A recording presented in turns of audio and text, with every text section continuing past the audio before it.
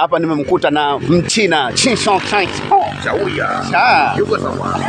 Jamani, huko sio kazi kurudi. Kazi ya watu, kazi ya lawama, ngozi na washa, ila tunavumilia. Ndugu yangu, kazi moja kampuni tofauti sana. Mwenzangu sasa hivi kidogo kama na chat anaonekana kwenye TV, si bado tunaonekana kwenye simu. Lakini hata wewe hii ni TV moja hapo. Hii TV? Hii TV. Muongo. Yaani wewe ndio unaonekana sana kuliko mimi. Mtu hata akiwa ofisini anakuona, lakini sasa wewe TV mpaka uwe nyumbani. Ila unajua tatizo nini?